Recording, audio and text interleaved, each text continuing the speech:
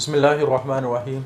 अस्सलाम वालेकुम dear student. आज का जो हमारा टॉपिक है उसमें हमने मैकेनिक्स ऑफ ब्रीदिंग को डिस्कस करना है। सबसे पहले आपने इन दो टर्म्स को समझना है। मैकेनिक्स, आम तौर पे मैकेनिक्स का वर्ड वहाँ इस्तेमाल होता है जहाँ फोर्स या प्रेशर या मूवमेंट हो रही है। मैकेनिक्स यानी हमारे जो ब्रीदिंग है कि सांस का अंदर आना और सांस का बाहर निकलना, तो यहाँ कुछ फोर्सेस अप्लाई हो रही हैं और उन फोर्सेस की वजह से मूवमेंट होगी और उन मूवमेंट की वजह से फिर हमारा जो रेस्पिरेशन का प्रोसेस है या ब्रीदिंग का प्रोसेस है वो कैरी ऑन होगा। सबसे पहले एक और बात आप याद रखेंगे, जो हमारा ब्रीदिंग का प्रोसेस है वो दोनों सिचुएशंस में होता है। एक को हम कहते हैं इनवॉलेंट्री, यानी इसमें हमारी कोई मर्जी नहीं होती। नॉर्मली हमारा ब्रीदिंग का जो प्रोसेस है वो इनवॉलेंट्री हो रहा होता है, यानी हमारा सांस आ रहा है जा रहा है और हमें कोई परवाह नहीं होती। लेकिन बास केसेस में आपने देखा होगा कि हमारा जो ब्रीदिंग का प्रोसेस है, जैसे हम जो सांस है लंबा भी ले सकते हैं, उसके बाद सांस को तेज़ी से भी ले सकते हैं, तो ये थोड़ा सा वॉलेंट्री एक्शन भी हो जाएगा। तो ब्रीदिंग का प्रोसेस है ज़्यादातर केसेस में इनवॉलेंट्री एक्शन है, लेकिन किसी हद तक ये वॉलेंट्री भी है। जैसे हम सांस को रोक भी सकते हैं, सांस को तेज़ी से भी ले सकते हैं और सांस को लंबा भी ले सकते हैं। तो ये सारी चीज़ें हैं जो हमारे कंट्रोल में हैं, लेकिन मेजॉरिटी ऑफ केसेस में ये इनवॉलेंट्री है। अच्छा, अगर ये इनवॉलेंट्री है तो आमतौर पर ये हमारा ब्रेन का जो मेडुला ओब्लांगेटा है ये इसको कंट्रोल कर रहा होता है। लेकिन अगर ये वॉलेंट्री है तो इसको फिर आमतौर पे हमारा जो सीरिबिरम है वो आमतौर पे इसको कंट्रोल कर रहा होता है। तो बहरहाल ब्रीदिंग का प्रोसेस दोनों तरह से कंट्रोल हो रहा होता है। ज़्यादातर केसेस में इनवॉलेंट्री होता है और वॉलेंट्री भी किसी हद तक ये है। इनवॉलेंट्री और वॉलेंट्री का मतलब है, इनवॉलेंट्री जो ऑटोमेटिक है, वॉलेंट्री जो हमारी कॉन्शियसनेस या हमारी मर्जी के मुताबिक कंट्रोल हो। तो सबसे पहले ब्रीदिंग का जो प्रोसेस है ये है क्या? The process in which air containing more oxygen is pump into the lungs, यानी वो हवा जिसमें ऑक्सीजन ज़्यादा है वो अंदर जाएगी, यानी इंस्पायरेशन इस प्रोसेस को कहा जाएगा, या इसका दूसरा नाम है इनहेलेशंस। और दूसरी चीज़ क्या, air containing more carbon dioxide is pump out of the lungs, कि दूसरी चीज़ क्या, जो हवा अंदर गई है उसमें कार्बन डाइऑक्साइड जब ज़्यादा आएगी तो वो बाहर निकाली जाएगी। इस प्रोसेस को हम कहेंगे एक्सपायरेशन या एक्सहेलेशन। आगे फ्रीक्वेंसी, यानी एक मिनट में कितनी दफ़ा सांस आएगा और जाएगा।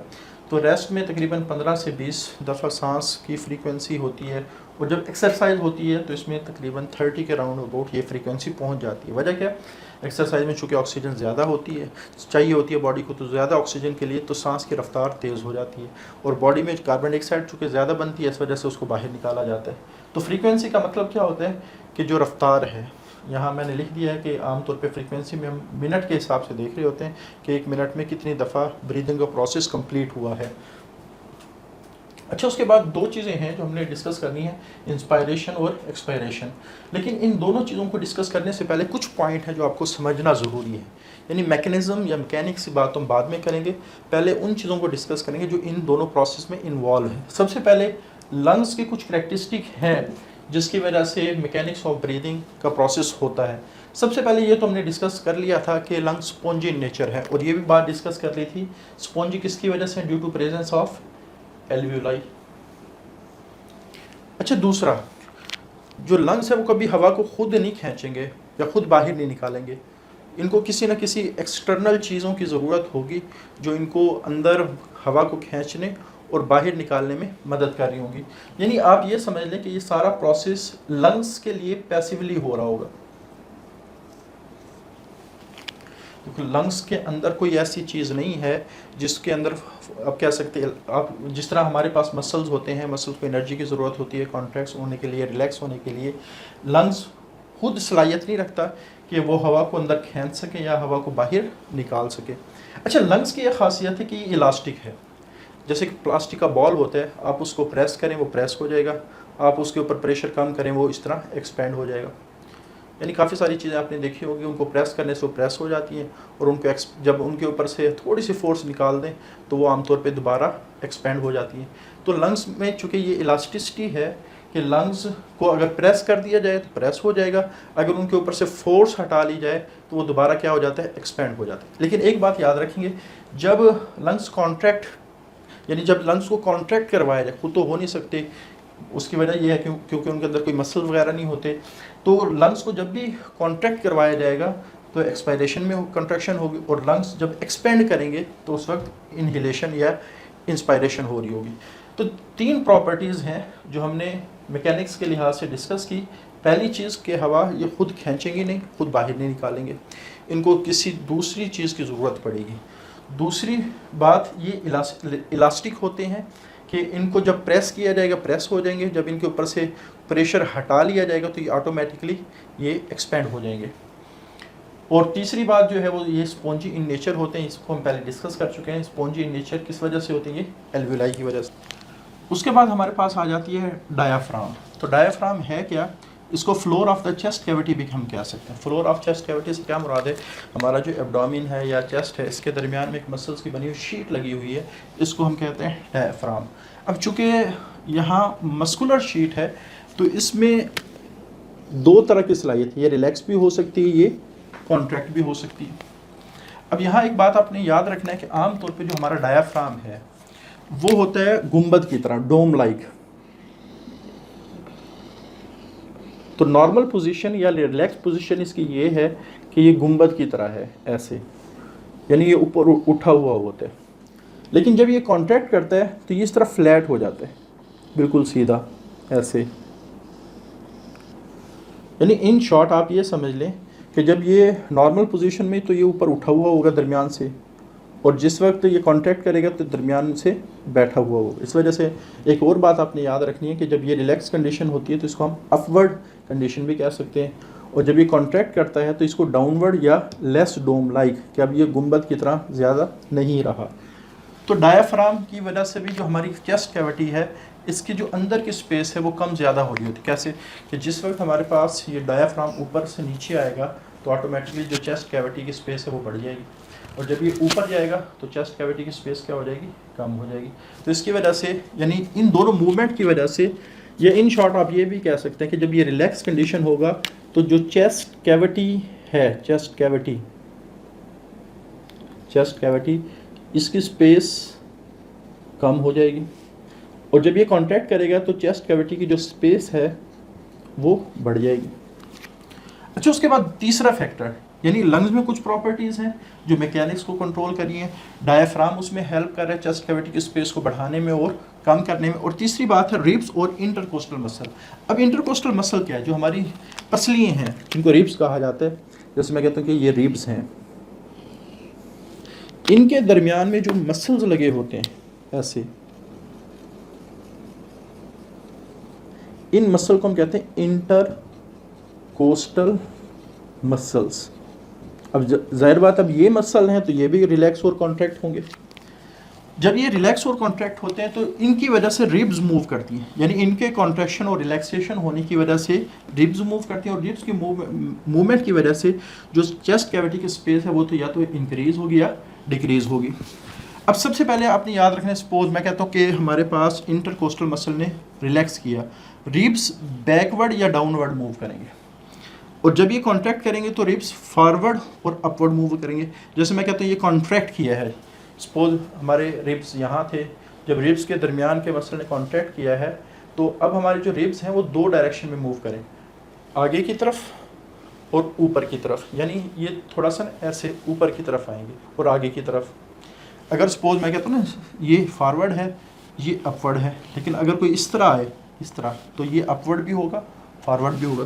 दोबारा इसको समझिए कि ये फॉरवर्ड है, ये अपवर्ड है, लेकिन अगर ये कोई इस तरह मूव करे तो ये अपवर्ड और फॉरवर्ड है। तो हमारे जो रिब्स हैं वो ऊपर की तरफ और आगे की तरफ आते हैं ऐसे, तो जिसकी वजह से अंदर की तरफ चेस्ट कैविटी बढ़ जाती है। तो फॉरवर्ड के लिए हम आउटवर्ड का वर्ड भी इस्तेमाल करते हैं, लेकिन जिस वक्त ये रिलैक्स करते हैं मसल्स तो ये दोबारा और नीचे की तरफ आते हैं, यानी बैकवर्ड और ये डाउनवर्ड। लेकिन कोई चीज़ अगर इस तरह है तो इसको हम कहेंगे बैकवर्ड और इनवर्ड। बैकवर्ड और इनवर्ड सेम है, ये डाउनवर्ड। तो इसकी वजह से क्या होता है, जब ये रिलैक्स करते हैं चेस्ट कैविटी का साइज डिक्रीज होता है, और इसकी वजह से चेस्ट कैविटी का साइज़ इंक्रीज़ होता है। तो ये 3 फैक्टर हैं जो सबसे पहले आपने समझने हैं लंग्स कि इलास्टिसिटी, कि उनके ऊपर प्रेशर डाला जाएगा तो वो कॉन्ट्रैक्ट करेंगे, अगर उनसे प्रेशर हटा लिया जाएगा वो एक्सपेंड करेंगे। जो डायफ्राम है ये चेस्ट कैविटी को इंक्रीज़ भी करता है, डिक्रीज़ भी करता है। इंक्रीज़ कब करेगा? जब कॉन्ट्रैक्ट करेगा। डिक्रीज़ कब करेगा? जब रिलैक्स करेगा। तो इसी तरह इंटरकोस्टल मसल्स जब रिलैक्स करेंगे तो चेस्ट कैविटी डिक्रीज़ करेगी और कॉन्ट्रैक्ट करेंगे चेस्ट कैविटी। इन शॉर्ट आप दोनों कंडीशन में कंट्रैक्शन से चेस्ट कैविटी इंक्रीज़ हो रही होगी और रिलैक्सेशन से चेस्ट कैविटी डिक्रीज़ हो रही होगी। तीसरी बात जो हमारे पास प्रिंसिपल है, प्रिंसिपल से क्या मुराद है? अब कैसे काम होगा, यानी प्रेशर को कभी ज़्यादा बढ़ाया जाएगा। जब प्रेशर बढ़ता है, एक फार्मूला आपने फिजिक्स में पढ़ा होगा, P ये हमेशा इन्वर्सली प्रोपोर्शनल होता है वॉल्यूम के, यानी अगर किसी चीज़ के ऊपर प्रेशर बढ़ा दिया जाए तो वॉल्यूम कम हो जाएगा, प्रेशर को कम कर दिया जाए तो वॉल्यूम इंक्रीज़ हो जाएगा। तो इस प्रिंसिपल के ऊपर हमारे लंग्स काम कर रहे होते हैं। कैसे? अब इसको हम डिटेल से समझ लेते हैं। अब चारों बातें आप लोगों के जो की पॉइंट है वो जहन में होनी चाहिए। सबसे पहले लंग्स की प्रॉपर्टी, डायफ्राम की कैरेक्टरिस्टिक, रिब्स और इंटरकोस्टल मसल की कैरेक्टरिस्टिक, और ये प्रिंसिपल भी प्रेशर बढ़ाने से किसी चीज़ का वॉल्यूम कम हो जाता है और प्रेशर कम करने से वॉल्यूम बढ़ जाता है। इंस्पायरेशन में हवा ने अंदर आना है। अब हवा अंदर कैसे आती है? सबसे पहले डायफ्राम के जो मसल हैं जब कॉन्ट्रैक्ट करेंगे तो डायफ्राम नीचे की तरफ आएगा। मैंने बताया कि ऊपर की तरफ से नीचे की तरफ आएगा, इतनी स्पेस बढ़ गई, पहले यहाँ था अब यहाँ आ गया, इतनी स्पेस बढ़ गई। उसके बाद जो इंटरकोस्टल मसल है जब कॉन्ट्रैक्ट किए तो ये पहले ऐसे दबा हुआ था और उसके बाद अभी बाहर और ऊपर की तरफ आ गया, तो चेस्ट कैविटी की स्पेस बढ़ गई है। उसके बाद इसका इफेक्ट क्या होगा? जो चेस्ट कैविटी है वो इंक्रीज़ हो जाएगी। जब चेस्ट कैविटी इंक्रीज़ होगी, ज़ाहिर बात है कोई चीज़ प्रेस की हो और वो प्रेशर ऐसे कम हो जाए तो अंदर कोई इलास्टिक चीज़ है वो एक्सपेंड करेगी, तो प्रेशर ऑन लंग्स रिड्यूसेस, जिसकी वजह से लंग्स एक्सपेंड करेंगे और वैक्यूम इज़ क्रिएटेड। ये तो बिल्कुल सिंपल सी, यानी अगर हमारे पास एक गिलास हो, इसमें इतना पानी हो और अगर हम इस गिलास पानी की जो अमाउंट है वो इतनी रहे लेकिन गिलास का साइज़ बढ़ा दें तो ये पानी छोटी सी जगह में आ जाएगा। अब ये जो स्पेस है ये बढ़ जाएगी, तो वैक्यूम क्रिएटेड। जब लंग्स एक्सपेंड होंगे तो लंग्स में जो हवा है वो बहुत थोड़े से पोर्शन में आ जाएगी, बाकी सारी जो लंग्स है वो खाली हो जाएगी। और जिस वक्त हमारे पास लंग्स में खाली जगह प्रोड्यूस होती है तो बाहर से हवा अंदर की तरफ आए, क्योंकि वैक्यूम हमेशा जो हवा है वो हाई प्रेशर, यानी हवा हमेशा वैक्यूम की तरफ मूव करती है। वैक्यूम का क्या मतलब है? जहाँ नो प्रेशर या लेस प्रेशर, हवा हमेशा हाई प्रेशर से लो प्रेशर की तरफ मूव करती है। अच्छा, एक्सपायरेशन में बिल्कुल इसका उल्ट हो रहा है कि डायफ्राम रिलैक्स करेगा, डायफ्राम, अब लंग्स हवा से भर चुके हैं। जैसे अब हमने गिलास के अंदर पानी भर दिया है, अब इस गिलास को हम प्रेस करें और पहले वाली पोजीशन पे लाना चाहें तो जाहिर बात है इतने सी वॉल्यूम के अंदर इतना सारा वाटर नहीं आएगा, तो इस वजह से पानी बाहर निकलना शुरू हो जाए। तो सेम इसी तरह कि जो डायफ्राम है जब ये रिलैक्स करेंगे तो डायफ्राम ऊपर की तरफ आएगा, और जो इंटरकोस्टल मसल है जब ये रिलैक्स करेंगे तो रिब्स जो ऊपर उठी हुई है वो प्रेस करेंगे लंग्स को, यानी नीचे से भी लंग्स को प्रेस किया जा रहा है, ऊपर से भी किया जा रहा है, और लंग्स हवा से भरे हुए हैं, तो जब भरी हुई चीज़ को ऐसे प्रेस किया जाएगा तो हवा बाहर आ जाएगी, तो चेस्ट कैविटी की स्पेस डिक्रीज़ होगी, प्रेशर ऑन लंग्स इंक्रीज़ हो जाएगा, लंग्स को प्रेस किया जाएगा और हवा बाहर की तरफ आ जाएगी। तो ये हमारे पास मैकेनिक्स है कि हमारा जो ब्रीदिंग का प्रोसेस वो किस तरह चल रहा है। तो इसमें 3 फैक्टर मेजर हैं जो इन्वॉल्व होते हैं, लंग्स, डायफ्राम और रिब्स, और ये हमारा प्रिंसिपल इस्तेमाल होता है कि लंग्स के ऊपर जब प्रेशर बढ़ेगा तो लंग्स का वॉल्यूम कम हो जाएगा, और जिस वक्त लंग्स के ऊपर से प्रेशर हटेगा लंग्स का वॉल्यूम बढ़ जाएगा, वैक्यूम क्रिएट होगा, हवा अंदर जाएगी, प्रेशर बढ़ेगा, जो वॉल्यूम कम हो जाएगा, जो अंदर की हवा बाहर चलेगी। ये सिंपल सा प्रिंसिपल है जो इस सारी मैकेनिक्स ऑफ ब्रीदिंग के अंदर वर्कआउट कर रहा है। तो ये आज का हमारा लेक्चर है, आज के लिए इतना ही। अल्लाह हाफिज़।